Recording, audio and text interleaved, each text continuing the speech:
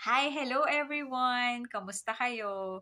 So dahil maraming nag-comment regarding dun sa discoloration ng AV fistula natin, sundan natin kung ano yung mga dapat gawin para hindi na maulit yan.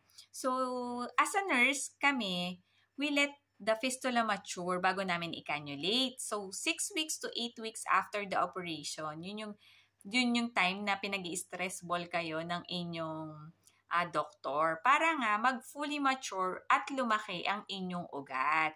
So dahil bago pa lang ang inyong AV fistula, yung walls niyan soft pa siya. So pag kinanulate, sometimes it will cause bulging and nagkakaroon ng hematoma or discoloration. Dahil nga pinagtagpo na kinonect na ang artery at ang vein, it is under the surface of the skin already. Kaya sobrang mukhang purple talaga yung braso nyo. But don't worry about it.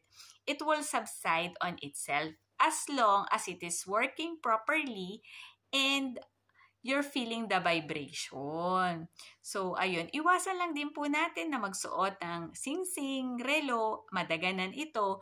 At kung namamaga po, please elevate your arms in the pillow para po hindi po siya tuluyang mamaga.